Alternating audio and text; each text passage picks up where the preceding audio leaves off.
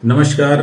आज का ये वीडियो बनाने का उद्देश्य था कि हमारे जो सांसद महोदय हैं उन्होंने ये कहा है, राहुल जी और सोनिया जी पर एक बहुत ही घटिया टिप्पणी की है। आचार्य चाणक्य ने 2500 वर्ष पहले कहा था कि किसी विदेशी माता से उत्पन्न संतान कभी राष्ट्रभक्त नहीं हो सकती है। राहुल गांधी ने आज जो कुछ करवाया है वह उसके उसी चरित्र को बताता है। चाणक्य जी की बातें 2500 साल पहले भी सत्य थी और आज भी सत्य है।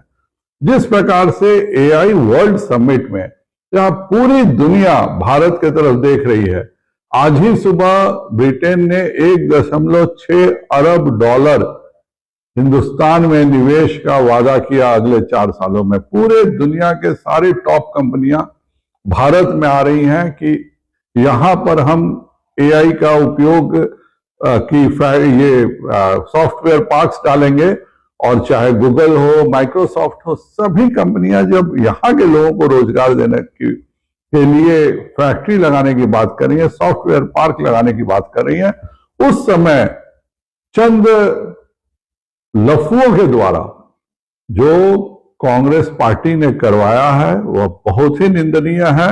कांग्रेस के कार्यकर्ता को यह कंफ्यूजन है कि जिस प्रकार से भोलेनाथ पांडे और देवेंद्र पांडे को हवाई जहाज जिन्होंने किडनैप किया था इंदिरा गांधी के लिए और उसके बाद दोनों विधायक बन गए थे, उसी प्रकार अगर हम इस तरह से पूरे दुनिया के सामने देश की बेइज्जत करेंगे तो राहुल गांधी इनको भी कल राज्यसभा सदस्य बना देंगे। यह निकृष्टता की सीमा है और राहुल गांधी विदेशों में जाकर भारत को बेइज्जत तो करते ही थे, आज एक वैश्विक मंच में दिल्ली में जिस प्रकार से उन्होंने काम किया है, निश्चित तौर पर जनता कांग्रेस को इतिहास का भाग बना देगी। एक विधायक इसके किसी प्रदेश में नहीं जीतेंगे, यह बात लिख कर रख लीजिए। उनका जवाब देने के लिए मुझे ये वीडियो बनाना पड़ा। संजय जायसवाल जी, आप ये चीज नहीं समझ सकते क्योंकि आप उस पार्टी से आते हैं जिसने अंग्रेजों की लाठी के डर से और अंग्रेजों की जेलों के डर से माफीनामा लिखा हुआ था, और हम उस पार्टी से आते हैं जिसने कुर्बानियां देने में, शहादत देने में कभी वो लोग पीछे नहीं हटे।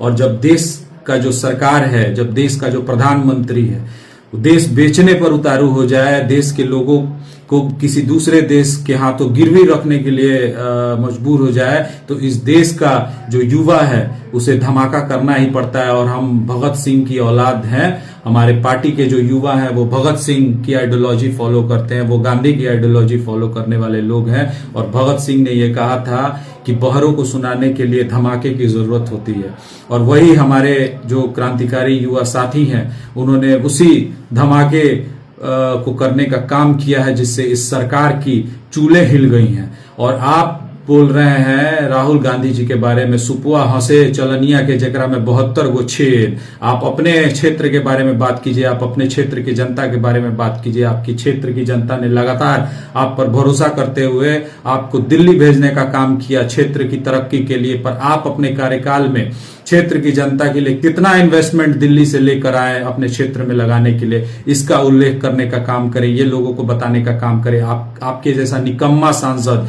शायद ही पश्चिम चंपारण लोकसभा क्षेत्र को कभी देखने को मिलेगा।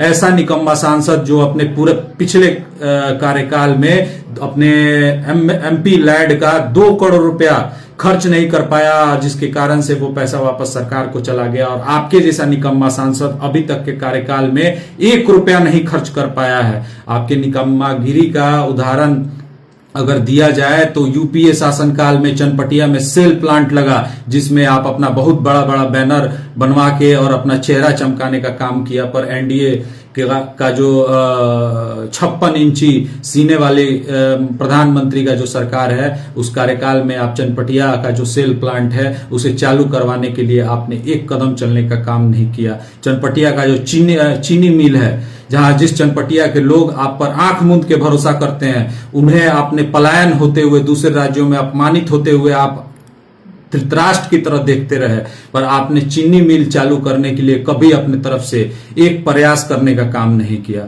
तो महोदय, आपसे निवेदन करूंगा कि आप अपने क्षेत्र के लोगों पर ध्यान दें। जिस जिम्मेदारी के साथ आप क्षेत्र के लोगों ने, लोकसभा क्षेत्र के लोगों ने आपको दिल्ली भेजने का काम किया है। आप उस पर ध्यान देने का काम करें। राजनीति में पक्ष विपक्ष होते हैं, आलोचनाएं होती हैं, पर इतना राजनीति का स्तर इस हिसाब से घटिया नहीं करना चाहिए कि कल को एक टेबल पे बैठना मुश्किल हो जाए। आपको लगता है कि आप राहुल गांधी को गाली देके आप मंत्री बन जाएंगे, कैबिनेट मिनिस्टर बन जाएंगे, तो ये आपकी गलतफहमी है।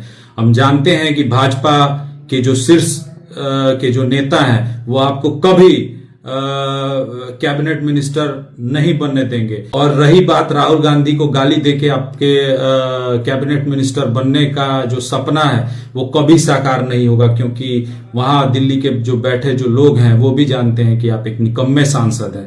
इसीलिए कम से कम इस कलंक को धोने के लिए जो बचा हुआ जो कार्यकाल है उसमें क्षेत्र के विकास के लिए आप काम करें। जब आप किसी और की मां के बारे में अपशब्दों का प्रयोग करते हैं तो सबसे पहले आपकी अपनी मां का सर शर्म से झुक जाता है। इसलिए कम से कम उन्हें, आप दूसरे की मां की कदर नहीं कर सकते, कम से कम अपनी मां की खातिर दूसरे की मां को अपशब्दों से अपमानित करने का काम नहीं करें।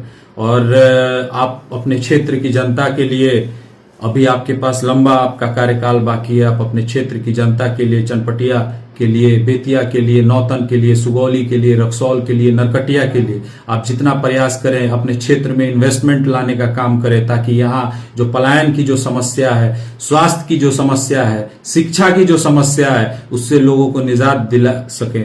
इन्हीं चंद शब्दों के साथ बहुत बहुत धन्यवाद।